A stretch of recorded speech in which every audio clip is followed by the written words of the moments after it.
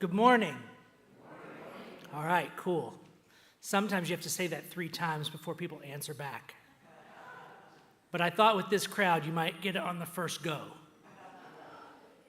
Thank you for joining us this morning for this celebration of the life of Gary Mac Hallock.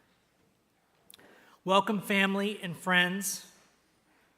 May your spirit finds what it seeks here today, in this sacred space, in fellowship with one another. I'm Eric Hepburn, UU Community Lay Minister, and I will be your kindred spirit guide.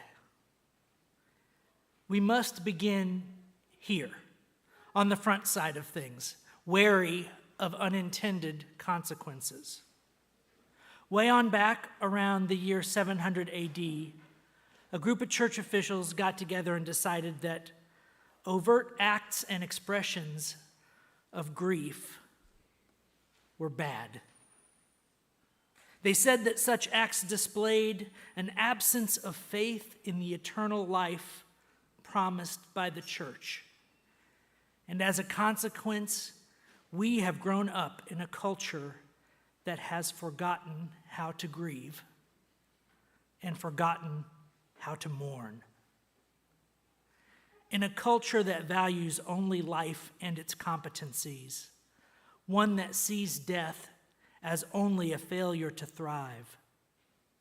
Friends, the church has done much to help us find wisdom, and it has done as much, mostly inadvertently, to keep us from wisdom.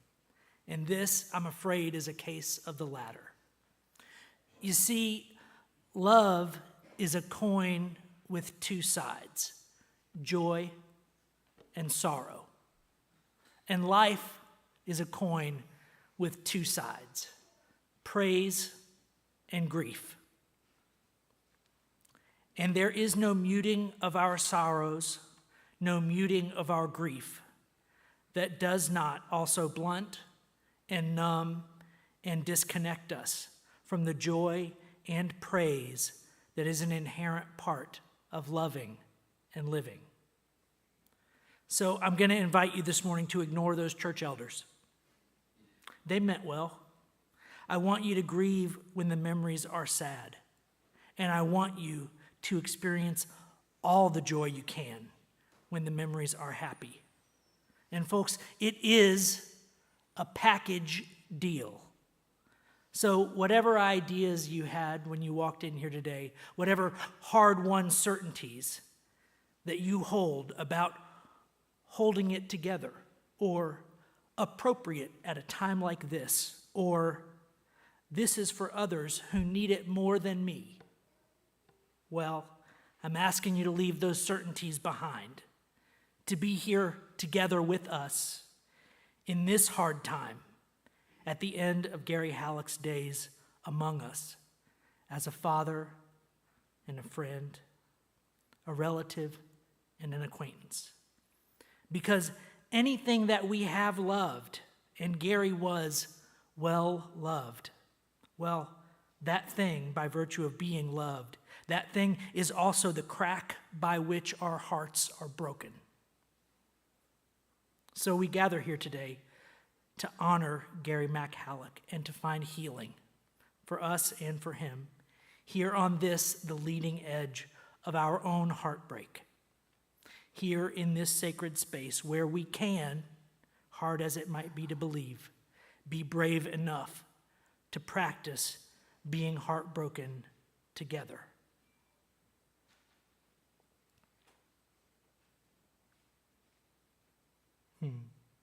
I'd like to invite Steve Brooks up to the stage to perform his number, Punning Individual.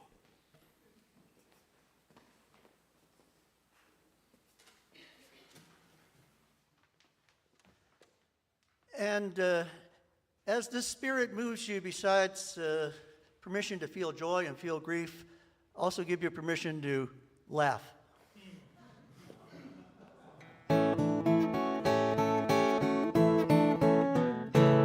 He is the Gary model of a punning individual. The scale of his punning could be classified as biblical. Listen to his sentences go running on and running on. There's not a word in English that you will not hear him punning on. Nouns and prepositions, participles, verbs, and adjectives come spilling out as rapidly as language upon laxatives. No one could cram more gags into a 90-second monologue. He's nifty with Tom Swifties and a rin-tin-tin of shaggy dogs. He knows every topic in and out, from politics to modern art, every breed of dog and cat, and each internal body part. Matters anatomical, matters metaphysical. He is the Gary model of a punning individual.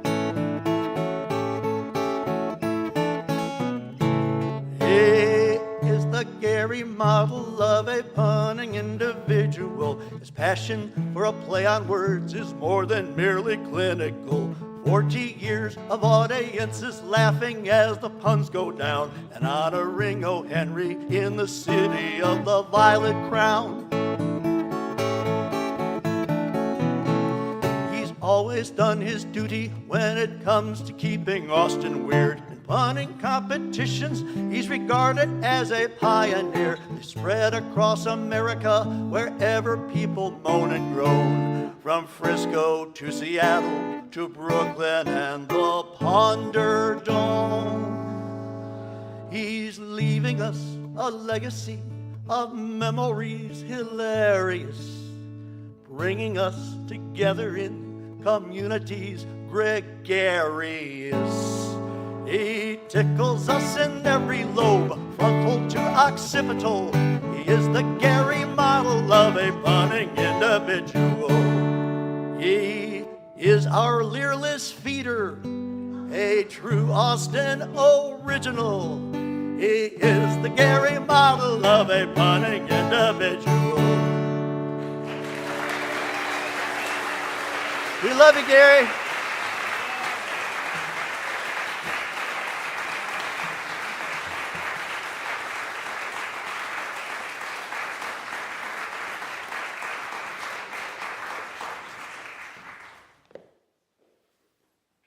I have a feeling I'm going to be having the thought about having to follow that act over and over again today.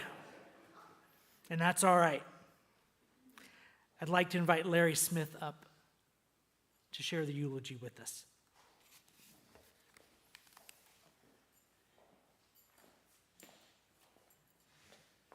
I really can't follow that. I don't know what to do. So I really don't know what a eulogy is, but what Austin Bruce wrote in the obituary really kind of covers it, but I'm going to fill in just a couple of little details. When the Smith family moved to Austin in 1961, the Hallocks descended upon us, and with John Dana and Chris and Craig Happel, we just roamed the neighborhood in a pack. People have told me that I need to explain what Jungolia was, but it's just, I'll summarize. There was this vacant lot that had some trees and stuff in it, and we had expeditions over there to kind of explore and visit the ants and stuff, and it became an independent nation with our own monetary system and language. I was the postmaster for a while. Gary and I were both lieutenants in the Jungolian Air Force. I could go on about bag of nines and ruing, especially about ruing and gleedics and stuff, but we'll have to leave that for later, I guess. Skipping forward a bunch of years, I came back to Austin in 1970 to go to UT. I joined this club called the Outing Club. It was just a bunch of guys and gals that liked to go camping and stuff. And I invited Gary to join too. I thought he'd enjoy it. Turns out that Chris Holt was also a member of that club. So I guess the rest is history, as they say. There was also the story from that era where I had to call Gary to ask him to bring me some clothes and bail me out of jail.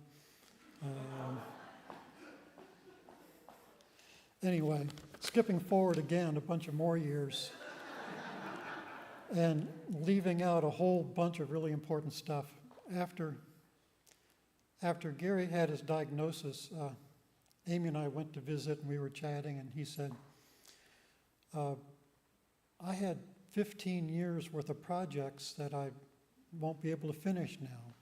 And so I said, well, I'll help you out. I'm recently retired. I've got time on my hands. But I said, I really do need close supervision, though. And he said, oh, you've got erectile dysfunction. So I need to make a T-shirt of that. So I got to hang around at the Old Homestead and at Gary and Chris's house, and I got to meet Andy Halvile from the Gilbert and Sullivan, Bart and Debbie from the Old Homestead era,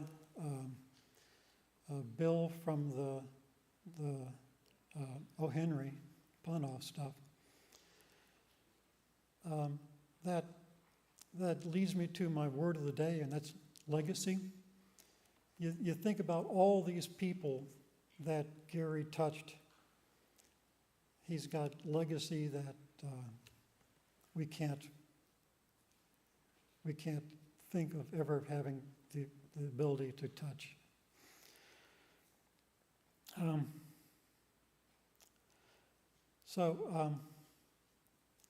Some of you might know that the O.Henry Museum is having a contest right now to write limericks about things Austin or Texas. And so I submitted this entry. There was a fine fellow named Gary. Sadly, you've seen his obituary. At the O.Henry Pun-Off, there was never a runoff. His mind was a pun dictionary. So I think you've got like 24 hours to better that. So go for it. So, thank you.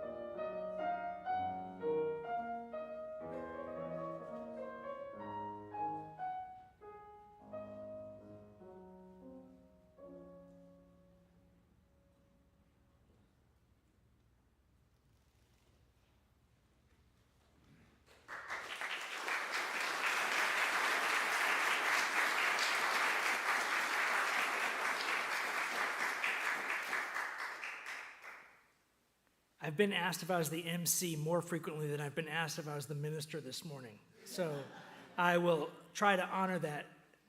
Thanks to Felicity Coltman for that lovely piano piece. Thank you again to Steve Brooks and to Tomas Kardos for the organ music that got us started. But it's time, folks. It's time for me to put on my minister hat for a little while.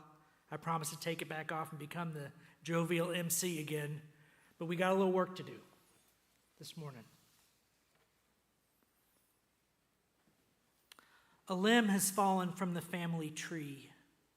I keep hearing a voice that says, "Grieve not for me." Remember the best times, the laughter, the song, the good life I lived while I was strong. Continue my heritage, I'm counting on you. Keep smiling and surely the sun will shine through. My mind is at ease, my soul is at rest, remembering all, how I truly was blessed. Continue traditions, no matter how small. Go on with your life. Don't worry about falls. I miss you all dearly, so keep up your chin. Until the day comes, we're together again. Now that poem by an unknown author is in your memorial book, and so I do it the honor of using it as our guide for walking through this homily together. It's a light and airy thing, isn't it? And I do think that there is some wisdom in there, wisdom that can help us in a hard time. But it isn't on the surface. I think we might have to work at it a bit, dig into it a bit, to find the parts of it that can earn their keep. A limb has fallen from the family tree. Amen. Friends, to quote from Stephen Jenkinson, when someone is dying, it is the end of many things. Don't listen to those placid detachment specialists who will tell anyone who will listen, it isn't death, it isn't an end, it's a transition. No, friends, it is endings of all kinds, incontrovertible, non-negotiable, no matter what you believe. It ends marriages and families as they once were, workplace dynamics, headlines, plans for retirement, plans for childbearing, all manner of hopefulness, and on and on. But for all that, the dying of anyone, no matter how you might feel or not feel about it, is not the end of life. End quote. In my own experience, I've likened it to losing a tooth. At first, you simply can't stop your tongue from finding that place in your mouth where the missing thing used to be. And as you go on, you find it less often, the absence usually less palpable, less intense, but sometimes on occasion, it's like finding it again for the first time. That's what the line about the falling limb reminds me of.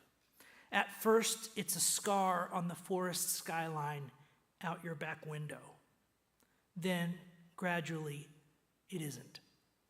Until that day when you're climbing the tree and you go to put your hand in that place where it always went, and that branch isn't there anymore. That's a hard day. I keep hearing a voice that says, "Grieve not for me." There's a concept in Buddhism called the near enemy. It is the thing that looks like a virtue, presents itself as a virtue, but is in fact a disease masquerading as sought-after health.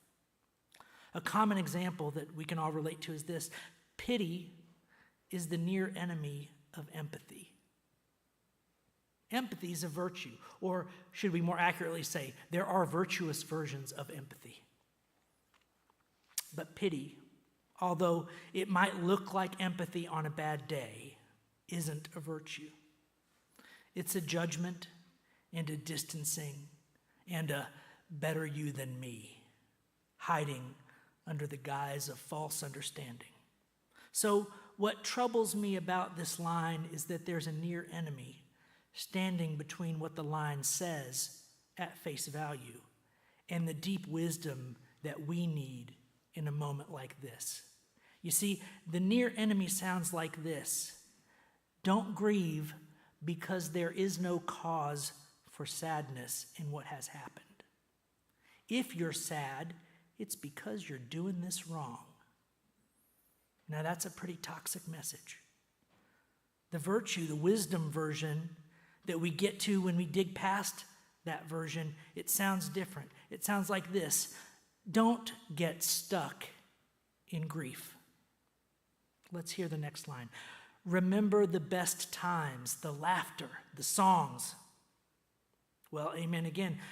Do remember those good times and feel the joy that is in your heart and laugh. And when you have the next thought, the one about how that beautiful thing that had happened won't happen again, not ever, not in any way you'd recognize, then feel sad, truly sad. Mourn and grieve that real loss in your life of something you loved and that was in fact worthy of your love. That's what keeps us from getting stuck in grief. Getting stuck is fighting our grief, denying our grief, going on pretending that not much has changed. That'll get you stuck. And I think we can all agree that Gary would prefer if we didn't get stuck there. Next line. The good life I lived while I was strong. I don't know, folks, if this has happened to you, but it's happened to me and to people that I've worked with and talked with and read. One of the double edges of living now in this time of medical and technical prowess is that our people spend a lot more time dying than they used to. Now, while this has many and varied implications, the one I want to follow up on this morning is that some of our most meaningful and profound and connected moments might not have happened when our loved ones were strong. Our time at the deathbed can be months, not minutes, and the opportunities to cherish and remember those moments of shared intimacy ought not to be neglected. A good death is a noble companion to a good life.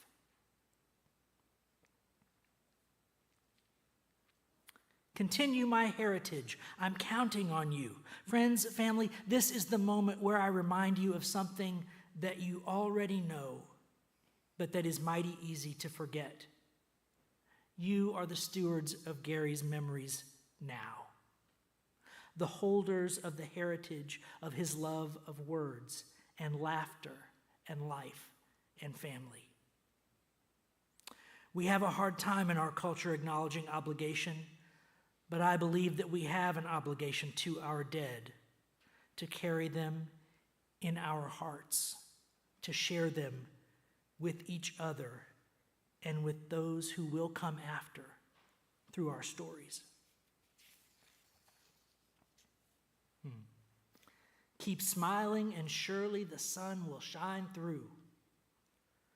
As I said before, love is a coin with two sides, joy and sorrow. And when we are in touch with that love deeply, when we remember that that love is our truest self, we find ourselves experiencing the joy and sorrow simultaneously. So happy, we're crying. So sad, we're laughing. You know that feeling, the one that sometimes comes after the worst puns, or the best. My mind is at ease, my soul is at rest, remembering all, how I truly was blessed. Another reading from Stephen Jenkinson. Experience is teaching us not that life is cruel or random arbitrary or unjust. Experience is teaching us that life is unlikely, everything considered. Waking up each day and having our children do so is not written in the stars. It's not an entitlement. It's far from inevitable. It's not even the fair trade meritocratic consequence of being careful and living right. For all that, waking up each day is a gift. It's a gift that is not reward for playing by the rules. It is a gift of grace, giving each person the living, the capacity, not just to go on, but to go on as if he or she had been gifted. To go on in gratitude and wonder that all the things of the world that kept them alive have continued while they slept. To go on in wonder, awe, and a feeling of being on the receiving end of, for now, of something mysteriously good. End quote. And amen. Continue traditions, no matter how small, because it isn't only the big things where we keep memories alive or where we keenly feel an absence. Even more so, it is in the everyday and ordinary moments of life that we find quiet and connection and reminiscence. Go on with your life. Don't worry about falls. Be brave with your one beautiful, wild, and irreducible life, with an awareness of what you owe your ancestors and what you owe your descendants, and what you owe your siblings who are here on this adventure with you, but always, always, always with your feet and your hands and your heart here in the present. I miss you all dearly, so keep up your chin. As I used to say in my days coaching soccer, this game is more fun when you aren't staring at your own feet. Until the day comes, we're together again. Now, this one's worth lingering on for a minute or more.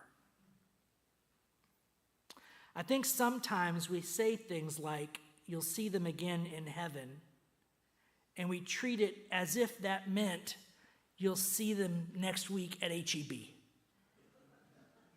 But that isn't so. We've got no idea what seeing them again in heaven would or could or will be like. I've had my share of mystical experiences, and they have shaken the certainty that I had as a younger man and an atheist that, well, when you die, that's it. But one of the wisdom lessons that life keeps trying to teach me is the grace of not knowing. So in that spirit, I can stand here in this pulpit and look you in the eye with all sincerity and say two things. You will be together again, and no one has any idea whatsoever what that'll be like, so you might as well enjoy the mystery. Now, while we were working on this memorial together, Chris sent me a Bible verse, Matthew 11, verses 25 through 30, and we wanted to share some of that with you.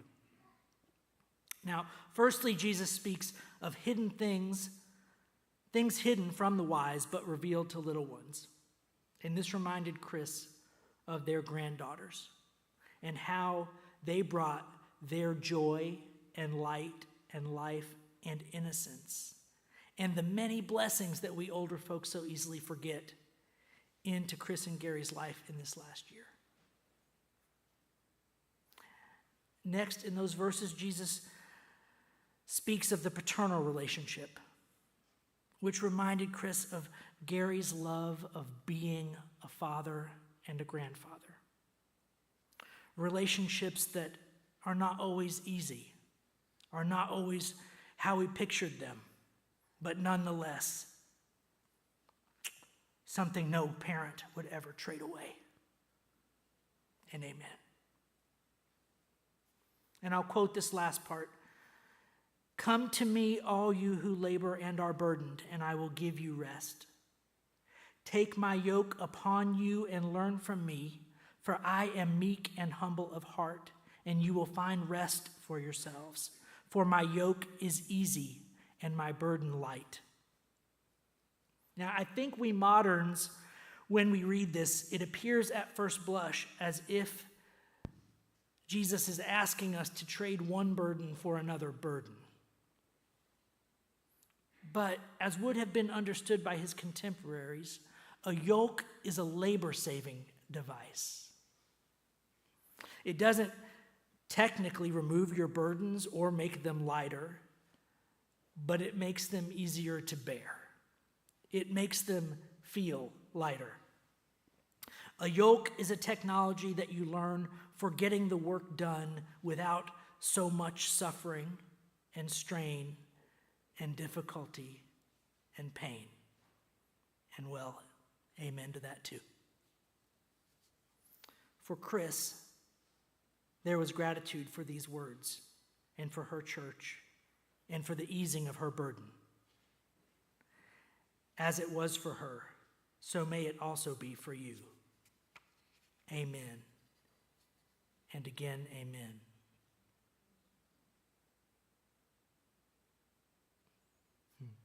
Now, as we move into this next part of the service, which is the sharing of memories, I'm reminded of a conversation I had with Gary's son, Tomas. So Tomas was absolutely sure that Gary would have been jealous of the opportunity that I have to emcee his memorial. That he would have relished the opportunity for humor and for exercising his love of language.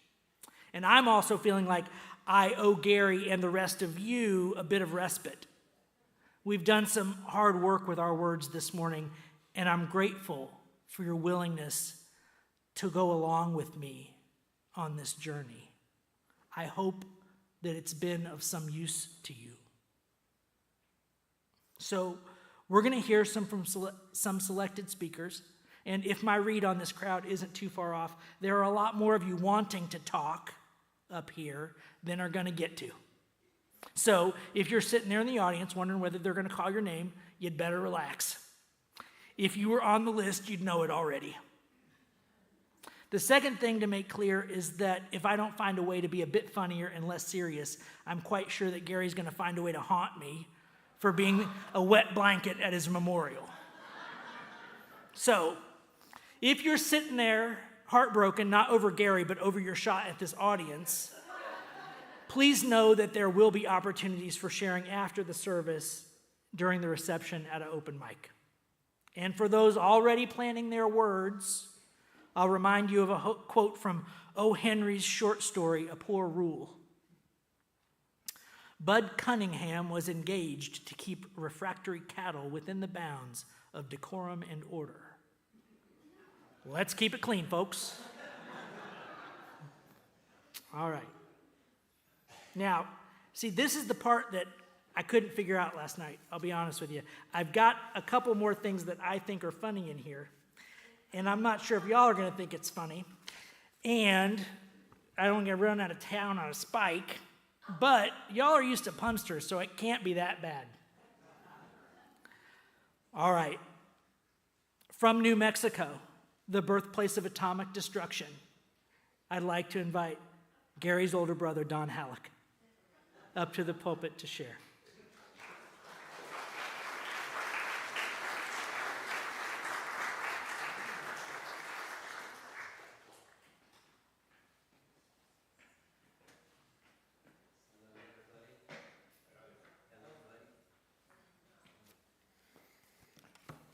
I'm Don Hallock, one of Gary's three brothers, and I'm here today to remember the life and times of Gary Mac Hallock.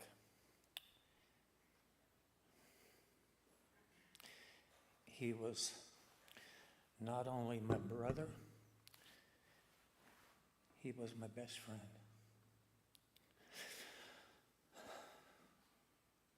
We grew up together. We were only 2 years apart. We were close from the beginning and close to the end.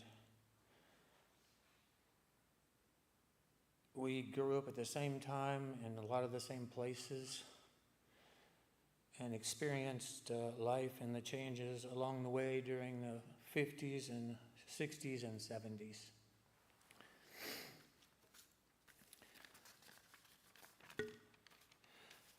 We seem to have the same affinity for art, music, and appreciation of humor.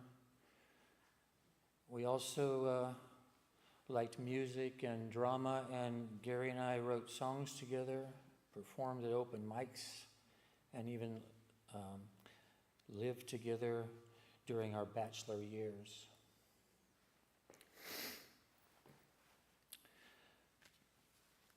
We also explored and traveled the U.S. together in our 1955 Volkswagen bus, the summer of 1970. We toured the states, the lower states, and up in back around for 6 months.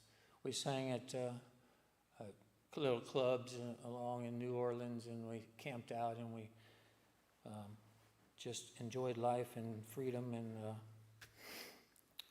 eventually Gary met the love of his life and his future wife, Christine Holt. And they were married in Austin in 1976.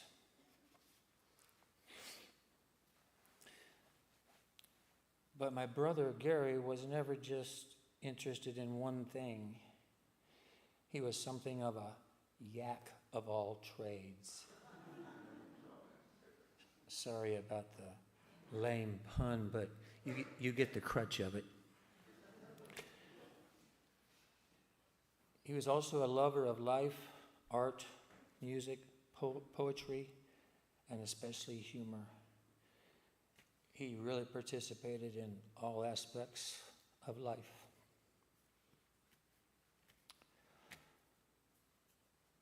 One day you could see Gary building something out of wood or a wonderful stone wall, and the next day he would be singing or acting in some performance, Gilbert and Sullivan, Society, or whatever came around, he wanted to participate in it.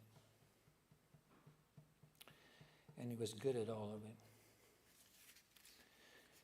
He was a master carpenter and great at creating and building home details of his own touch, which were more like sculptures than structures.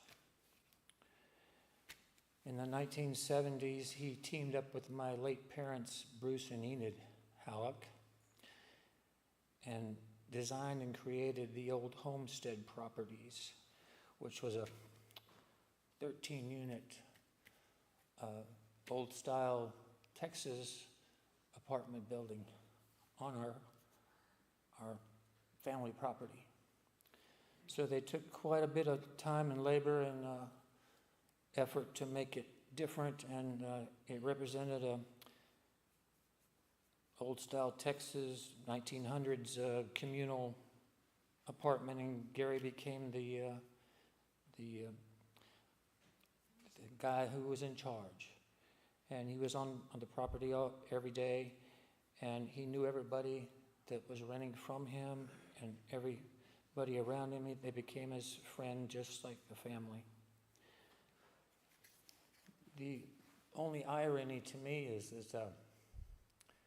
we owned that property for 40-some years, and it was wonderful. But when my parents passed and Gary took it over, and Austin has changed so much that we just didn't feel like we could keep it anymore. So it eventually went up for sale, and it was like selling your soul for Gary to leave what he had created and spent most of his life on, and had such fond memories along with my parents. But just when we decided to sell it or let it go, it was about the same time Gary was diagnosed with a terminal cancer. It seemed that they were attached somehow. One couldn't live without the other.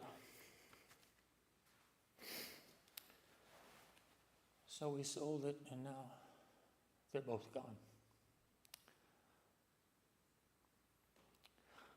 I knew Gary all his life.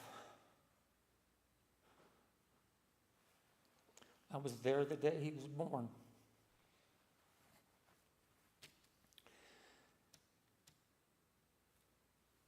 And now this is another day. So goodbye to my brother and my best friend. I love you, and I will miss you forever.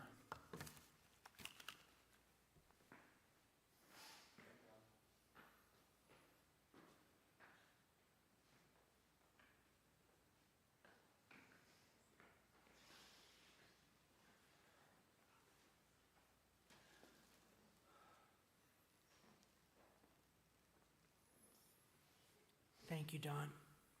Thank you.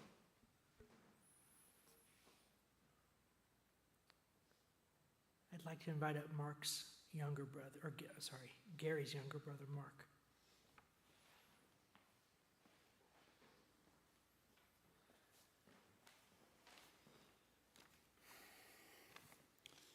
Hello, I'm Mark. I'm the youngest brother, and I'm just the total opposite of Gary. I'm short, not much to say, short-winded, don't do puns, don't read, don't do much of anything. But I got a poem here that Chris requested that I read, I guess because it should be easy for me because it's about me. But it's really about Gary because Gary wrote it for my birthday on 1989, a while back. So it should be, we should think about Gary when I'm reading the poem, not about me. I think it's really maybe it's his way of like getting a dig in on me, or maybe it's just his, I'm not sure.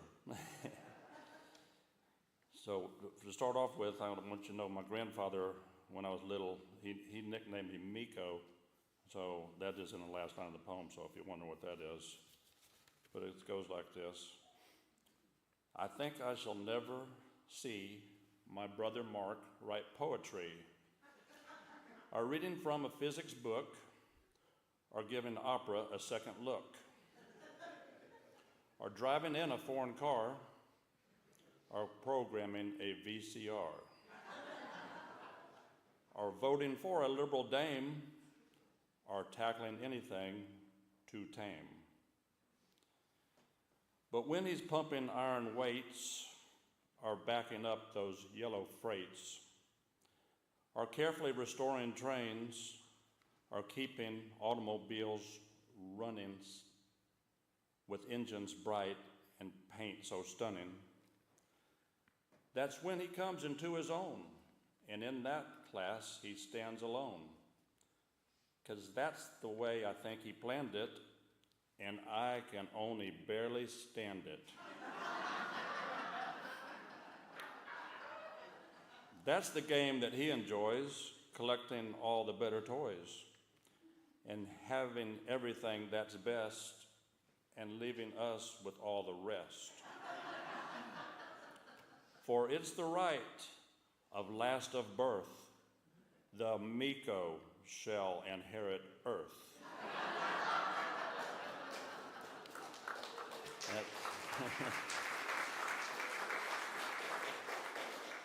I can't write poetry or do puns or anything, but I'm sure it took Gary all of about 2 minutes or less to write this. So.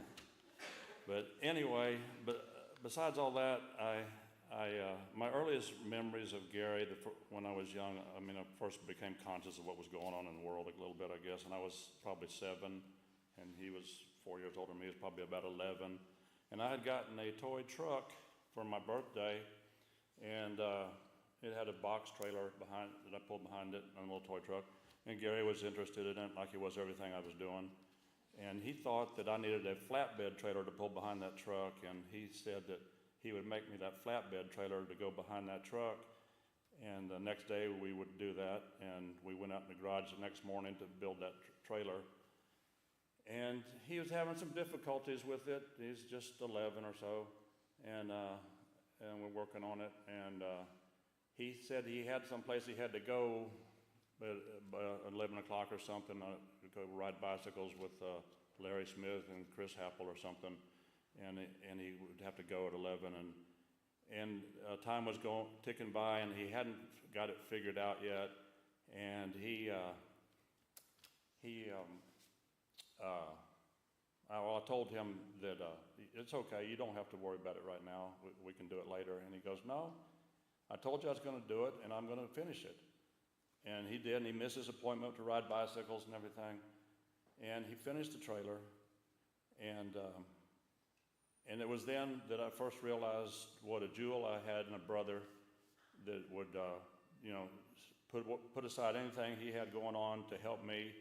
And he was always that way through his whole life. He would just, put me ahead of what he had to do and help me get my projects done, and just, selfishly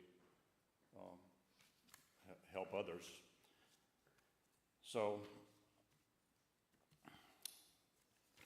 I've got all those good memories of him, and he was always there when I needed him.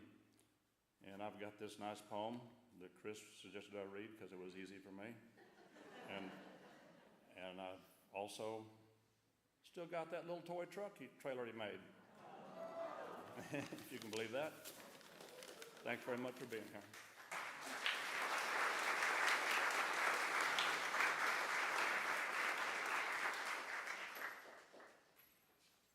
All right, and the winner of this memorial service's Distance Award from the Netherlands, Andrew Hallock, Gary's son.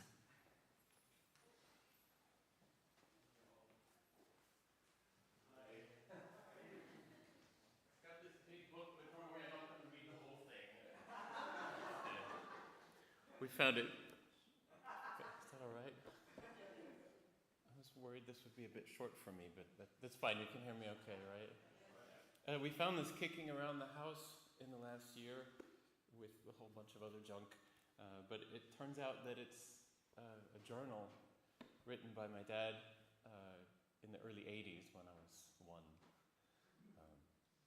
And I got to reading it, and some of it's pretty personal, some of it's about, the life that he hadn't yet lived with me and Thomas. And so I just picked out 4 little entries that I thought maybe would be nice to share. I'll start with the heavy one, so we get that out of the way. December 20th, 1979. Birth and death are really so closely related. Nobody knows where we go or from where we come. For our family today, we witness both in the span of an hour and make the unavoidable connection and try to make some religious or moral sense out of it.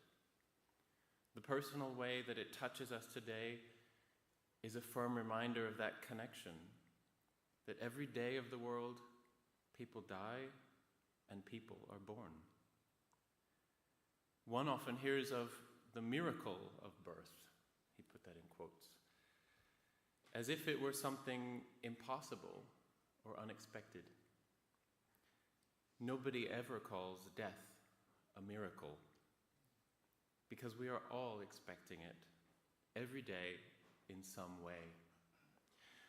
Perhaps it is only the people who experience it who are able to view it as a miracle.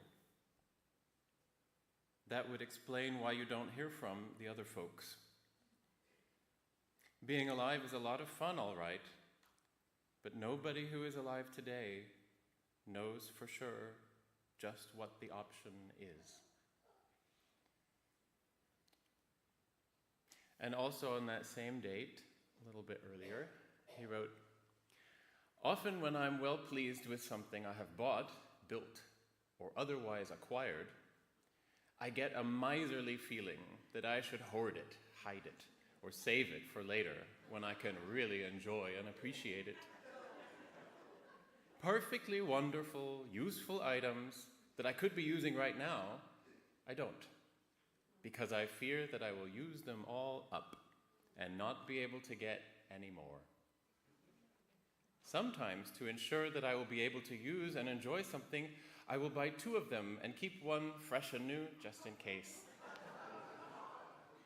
I sometimes catch myself having this feeling about my wonderful little happy baby. I get so overcome by good feelings and satisfaction with him that I actually want to stock up on Andes. Just in case they stop making them someday.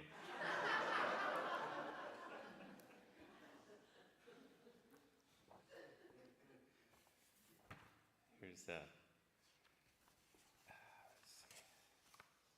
Yeah. This is a good one here. December 12th, 1979. Skip around a bit. I think you said your first word today. It's difficult to know for sure because I'm your papa and I've heard you trying to say it for weeks. It began as ga, and then turned to ka, and then k, and now this morning when you visited me in bed, we almost had come to cock. Now, even if that isn't the word we were looking for, it is indeed a word, isn't it?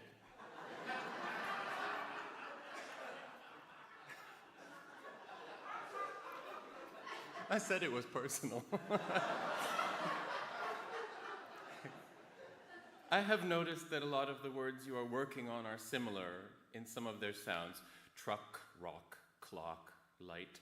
And I'm most impressed, though, not by how close you can come to producing the proper sounds, as I am by the fact that you are so obviously understanding the meanings of words. When you say clock, it is usually in response to your having seen or heard the clock, not because I have said it first. I can teach you words, but only you can understand them. I felt this morning a quick rush of pride and apprehension as I realized that we were about to enter into a new dimension of our relationship. Two-way communication with real words. I am only apprehensive because, like I am about everything else that comes my way, I wonder if I am really prepared for it, even though I have been wanting it for so long. There were a lot of things I was going to get done before you were born, and here you are talking already. And the last one here. March 16th, 1980. We planted a little plum tree in our front yard a few years ago. It has produced a few fruits for each of us every year since. We had a lot of spring-like weather in February, and some of the other trees around here started to bud, blossom, and bloom. But the little plum must have known better because it held back.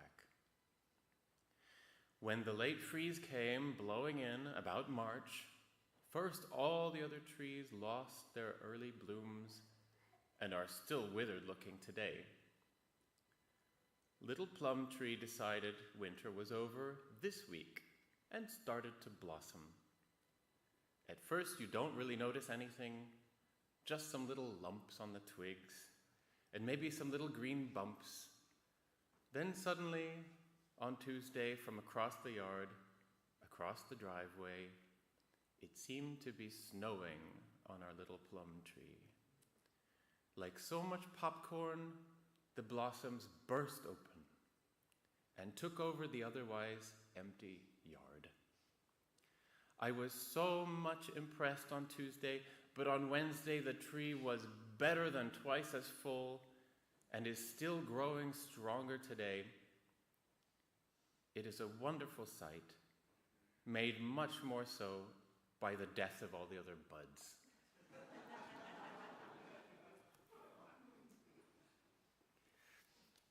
So now I just wrote some things of my own.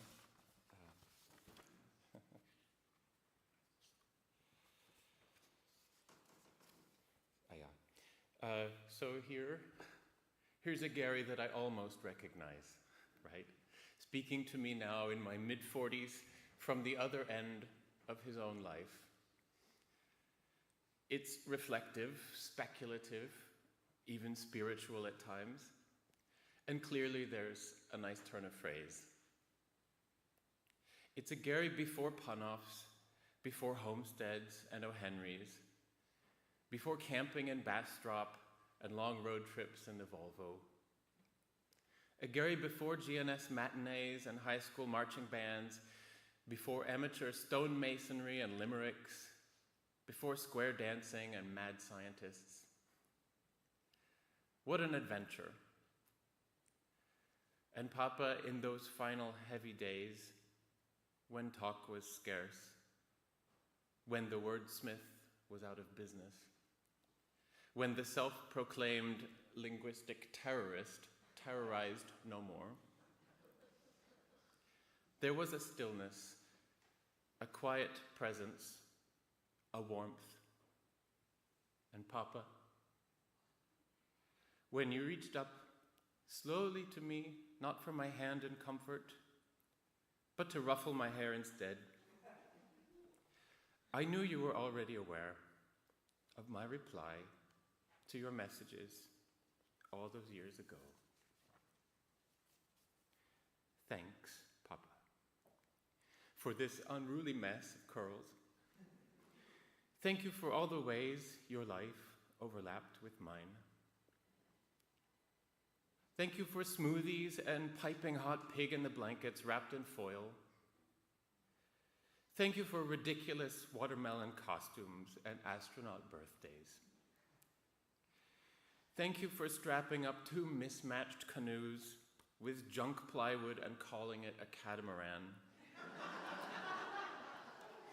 Thank you for Sunday morning French toast, popsicle trees. Thank you for 4th of July fireworks on Town Lake, for walking and never stopping, for Papaversity, for fishy cracker trees. Thank you for late night popcorn pontifications, for having one foot not entirely in this world.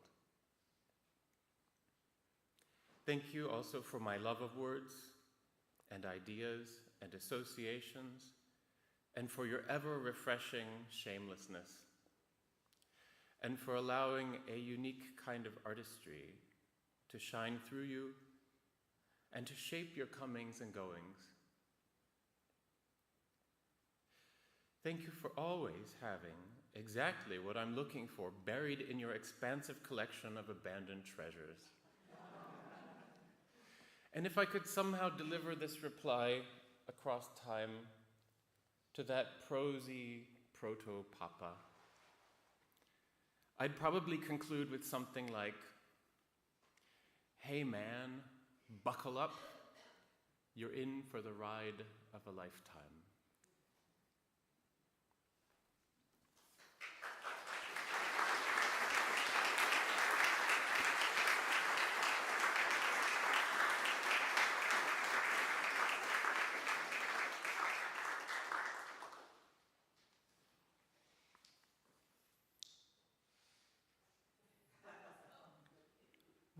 We're doing communication here.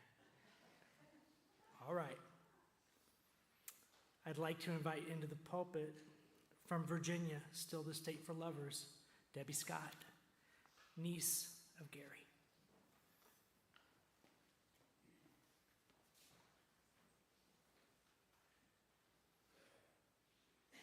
Good morning. I used to babysit Andrew and Thomas when they were babies, so that Aunt Chris and Uncle Gary could go out dancing.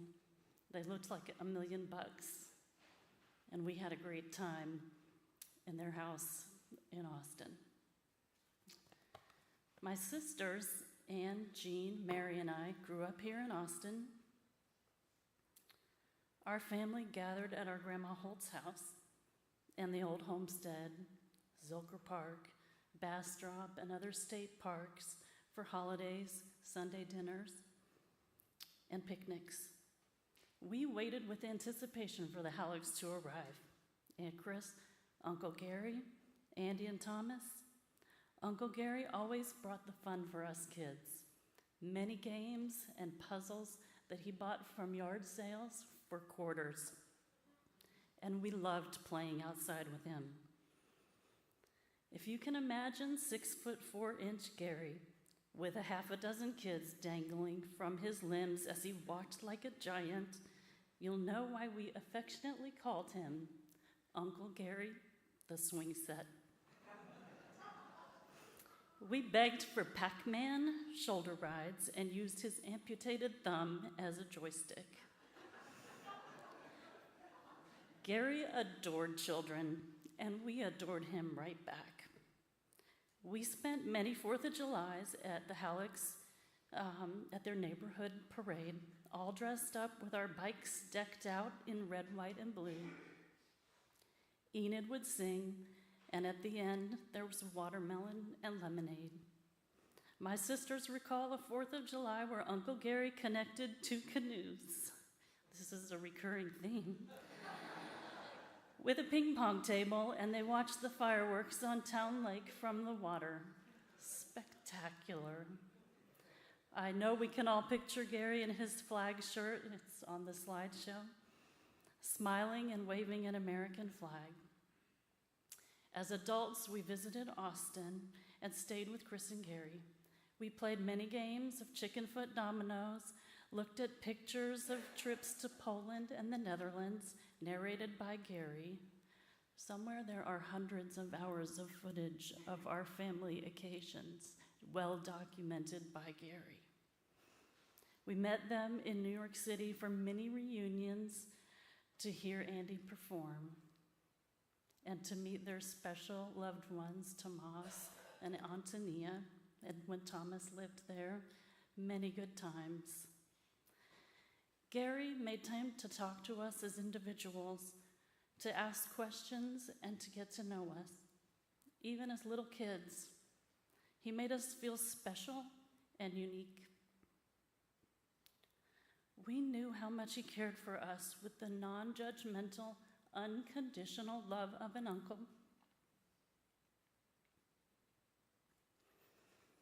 It was important for me, for my children, Alex and Rachel, to know my family, even though we live in Virginia. They've been so lucky to know their great Uncle Gary for over 20 years. I have an email that Uncle Gary sent me 21 years ago. I printed it out at the time, and I'd like to share it with you. Gary wrote,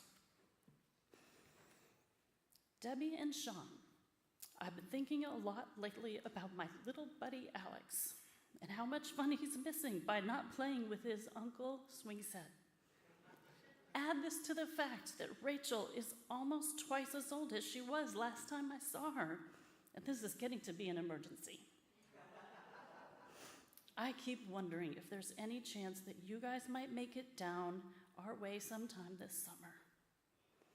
At our new house with no Thomas, we now have extra room and extra beds, enough to play hotel.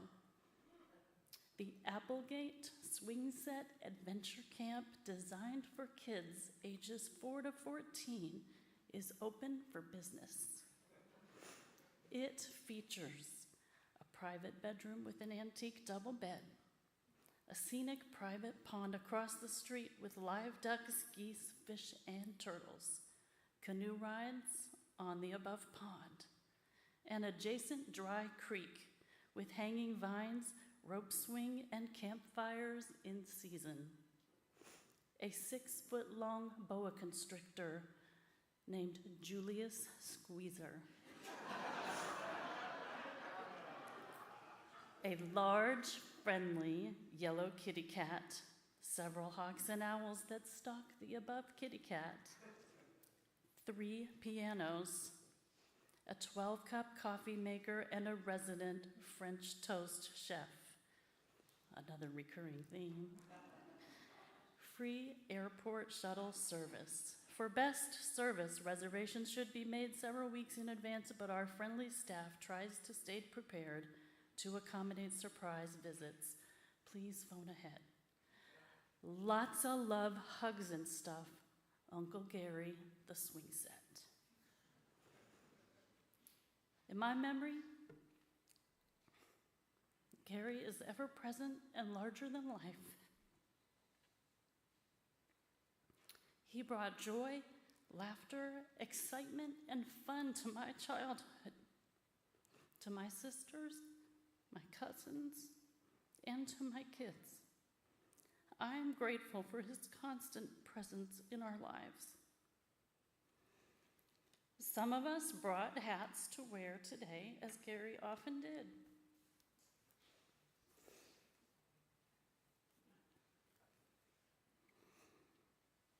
And I'd like to say, hats off to you, Uncle Gary. We miss you tremendously and will cherish your memory always.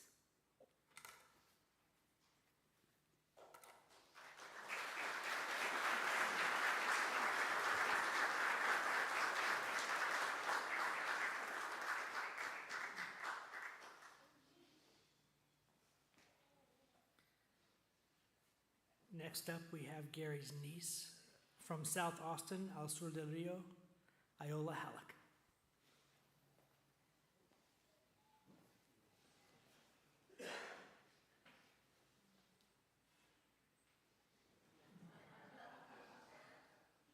Speaking of hats, I dug this one up for the occasion. You'll recognize it. It's mine. Gary gave it to me when I was 6. Hello, my name's Iola Hallock. I was Gary's niece. And as you may know, Gary lived for the children in his life. I was once one of those children. In fact, Uncle Gary and Aunt Chris have always been central figures in my life. I hear that they both came to the hospital to pick up my parents and me after I was born, but I really don't remember that. I just know that I adored my Uncle Gary, and I insisted on wearing the railroad hat, just like his. I did this despite the fact that both my great-grandmother and my grandmother thought it was unbecoming of a young lady to do so. Some of his nieces and nephews called him Uncle Gary the swing set, though I usually just called him Gary.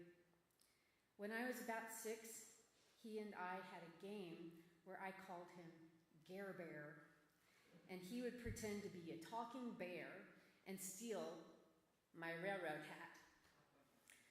In 2016, when my son Sasha was born, Gary assumed the new title of Great Uncle Gary. But as you might guess, he was already a great uncle long before that. It's fitting that we are celebrating Gary's life in July. Gary's birthday and the 4th of July have always happened in the same week.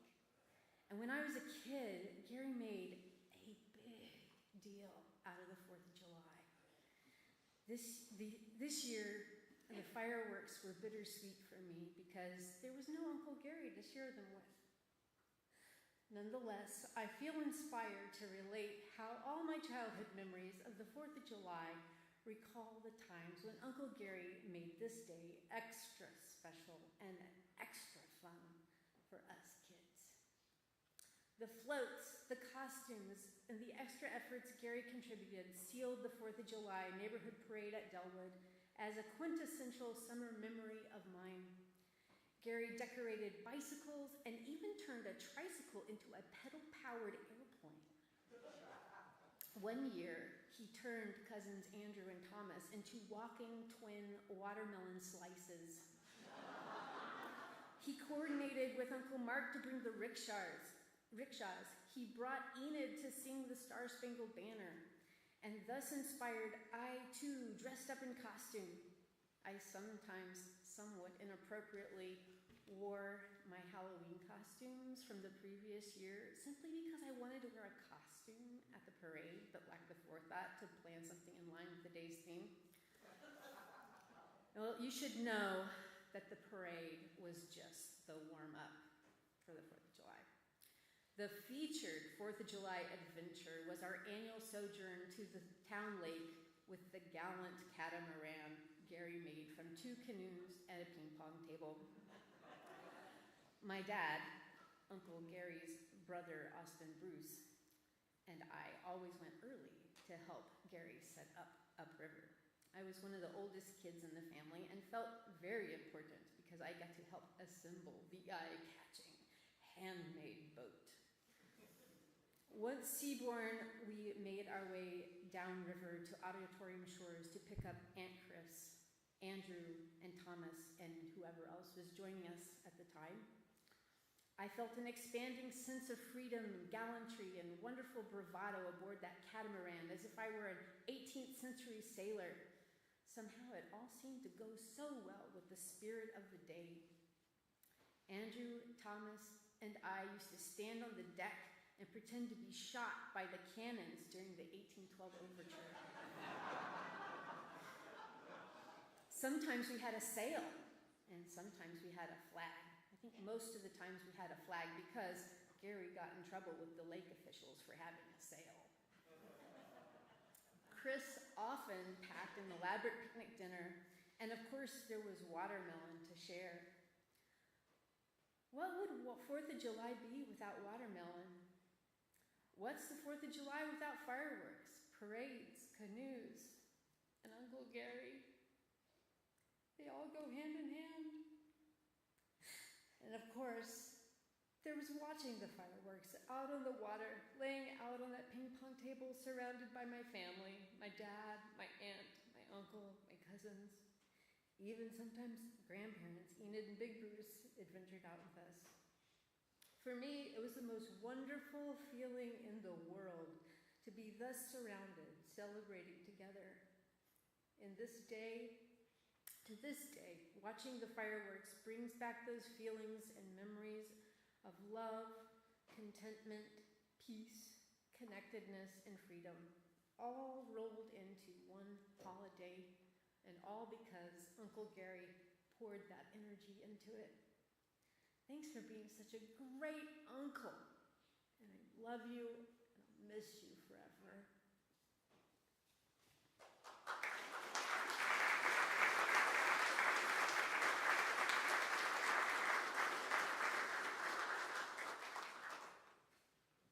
Next up in the pulpit, we have Andy and Julia Belinsky from the Pun-Off community.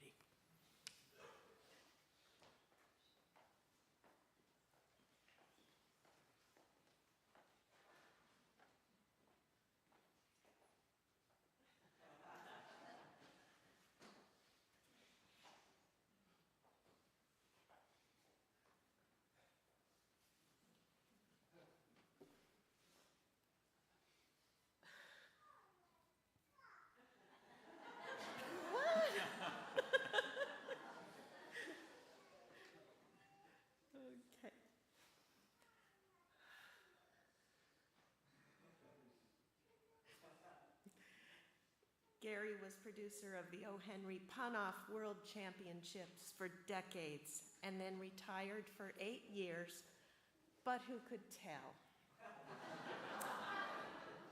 He was a human dynamo who recruited judges, solicited sponsors, emceed the show, and even built the stages and the backdrops, along with the banner that he hung every year from his property next to I-35. Chris has asked us to speak for the Pun-Off community. Thank you. These are some voices from that world. One person said, "I will never be able to forget Gary. Anytime I hear a clever turn of phrase or well-formed pun, I will be reminded of him and how he elevated a rare art form and touched so many lives." Gary's love of words and wit transcended age, location, and just about anything else that divides people. He'll go down in history as not only a brilliant mind, though perhaps without the filter to know when to turn it off. But also a warm and friendly liaison for people entering the pun world. I loved how Gary always had a pun or two I didn't think of when my punniest of show sets ended. He was brilliant, brave, and a wizard of witticism. Some of my fondest memories are the chats we had after the pun-off, when we'd be on the podcast together, connecting over words and the joy it is being with pun lovers and pun slingers. Gary saw life as an opportunity to entertain and amuse people, to bring laughter and joy. That goes beyond the pun-off to his cable access TV, Gilbert and Sullivan, and story reading activities. And he succeeded wildly. Gary leaves, as one person said, Gary leaves a legacy of levity. The first time I competed in the pun-off, I was the first contestant to go in the Punniest of Show competition. Gary warmed up the audience by making them laugh for 10 minutes before my set. I didn't win, but I always said I was number one that year. I spent many years putting the pun-off together with Gary and was blown away by his enthusiasm, creativity, and drive. I sort of imagine him coming out of the womb, fully formed, wearing his American flag shirt and waxing poetic about, two eggs running away together through the Elopian tubes. At the end of the day, Gary was a fun guy who left us much room to fill. Coming annually as a child, youth, young adult, and later with my own family has been an integral part of my life. None of those core memories would exist without Gary Hallock. All of us who worked with Gary behind the scenes or on the stage of the pun-off were always in awe of a man who had the energy of 5 people. If any mortal tried to do all that Gary did to make the show run smoothly, they would be frantic, but not Gary. He was supremely focused and cool, and that rubbed off on anyone who had the joy to work with him to put on the best darn pun contest possible. So we thank you, Gary, for spreading the joy of punning and building such a welcoming and supportive community. He was a true treasure and a fierce friend, and we were lucky to have known him.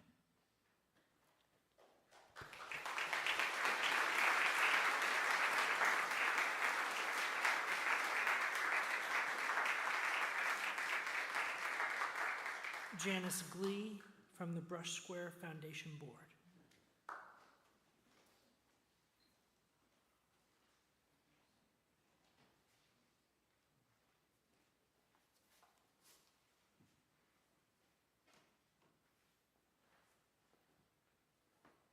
Good morning.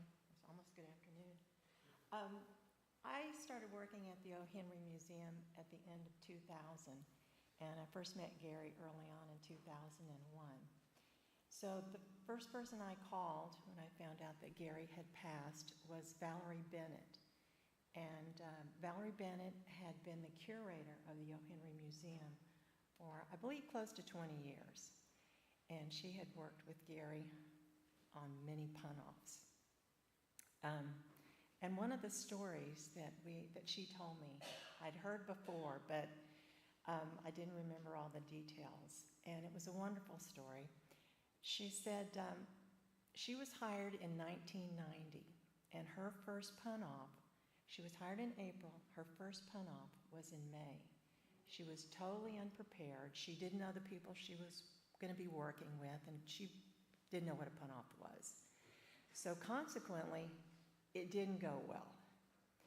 And so the Thursday after the pun-off, Gary showed up at the home in the evening during Masterpiece Theater at the home of Valerie's supervisor. Now, Masterpiece Theater was Jim Fisher's favorite show. He looked forward to it all week long, and this was before we all had DVRs. So you miss an episode and That was it. So here's Gary at his door, unannounced, uninvited, and he proceeded to tell Jim how bad the pun-off was that year, how unhappy he was, and something had to be done. Changes had to be made. And so the following morning on Friday, Jim Fisher comes to the museum and he tells Valerie, "You're going to have to work with Gary. You're going to have to do something. I don't want him showing up at my house again on a Thursday night. I don't want to miss Masterpiece Theater again." So he says, Jim tells Valerie, he said, "Gary's going to come on Monday, and you guys are going to figure this out." So Gary did. He showed up on that Monday, and I know they worked it out. It wasn't always good. It wasn't always easy, and there were a lot of conflicts over T-shirt designs and different aspects of the pun-off, but they did work together, and they put on a really good show, and I'm sure they did at least 20 together, and they became good friends. One other thing that we talked about was how much Gary supported the museums, and especially he loved everything O.Henry. And he would come to all the museum events that he could. He would bring Enid with him. Sometimes if he could, he would drag Chris if she was available. Pun-offs, Christmas parties, Valentine's parties, anything the museum did, he was there to support it. He helped with programming. Sometimes Gary was the program, because we always know how much he enjoyed being on the stage. And he's really going to be missed by all of his friends at the museum and the Brush Square Museums, the Brush Square Museum Foundation. The world is a lot less punny without Gary in it.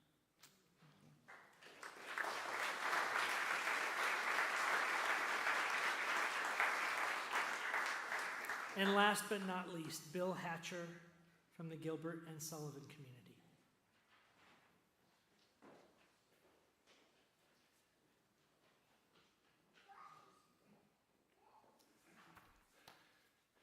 Well, good afternoon to the Gary Hallock fan club. My name is Bill Hatcher.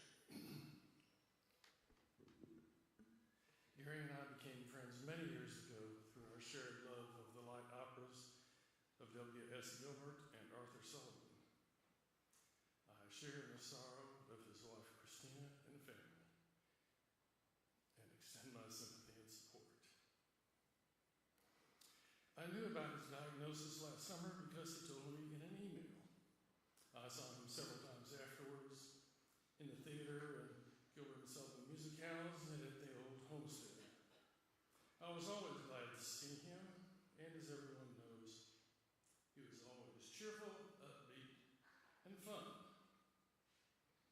Our conversations would begin in the usual way, with discussions of family or comments about an upcoming stage show, but soon Gary would make a witty remark.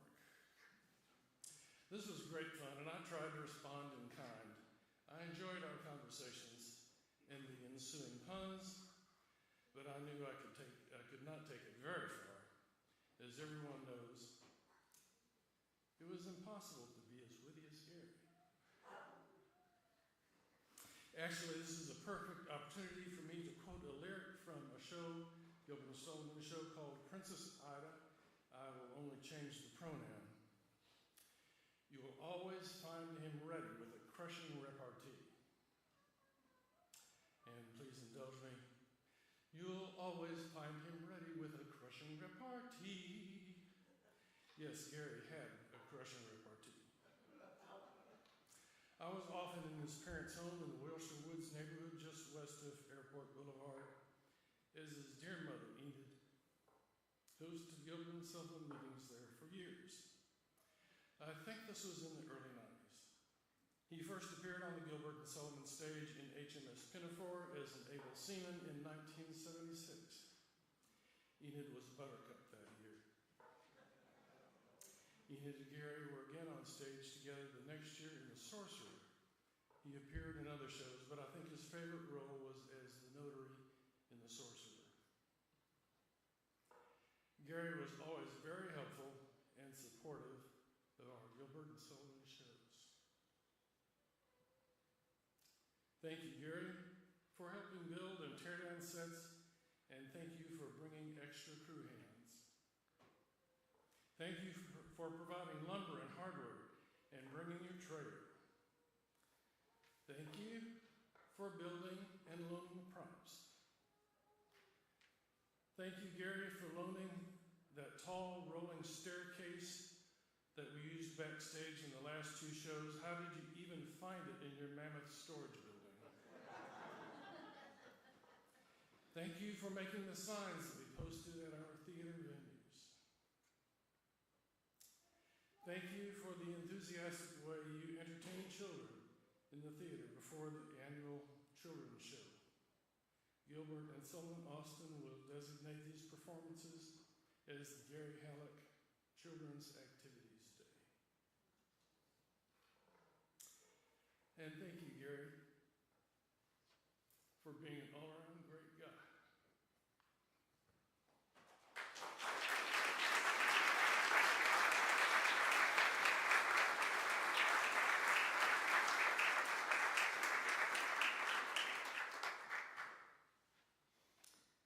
This is the moment in our service for quiet reflection, contemplation, prayer, or meditation. During this time, you're welcome to light candles of memory and hope. The candle lighting will proceed from back to front along the wall to your north. You may also opt to just sit quietly during this time and view the slideshow of Gary's life, prepared by his family and friends.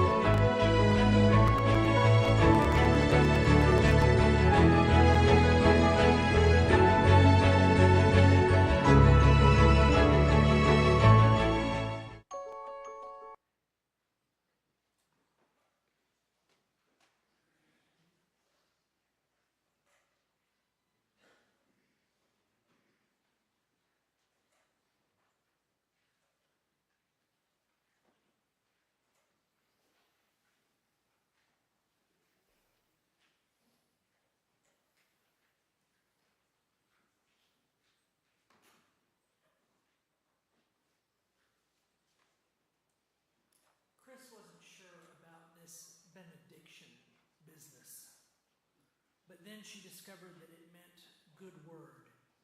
And considering the love of language that Gary had, and that is present among you all here today, she thought that me sharing a good word with you might be all right. So our good word for today is a Welsh word, cheraeth. It has no direct English translation, but the nearest we can get in the words of Dr. Martin Shaw is, quote, still something quite beautiful, the old hurt, a noble thing, highly prized, the root of all functioning ritual, and that hurt is something no Celt would dream of being without. It is the very weft and weave of true culture. It's nothing to do with clinging to grievance, rather wearing certain hard-earned melancholies like a cloak, end quote. Wearing certain hard-earned melancholies like a cloak. To be clothed in cheraeth is to master the art of being heartbroken, an art little practiced in our culture, but a core part of what has called us here today. May we practice, as we go from this sacred space, in honor of Gary Hallock, the art of being heartbroken, knowing that we are never the same after the death of a loved one, but that deep in the folds of our cheraeth can come healing and wisdom. May it be so. I now invite the family to exit first, and I invite all of you to join us in house and hall for fellowship, out the doors behind you, through the foyer, and to the right. Thank you, and go in peace.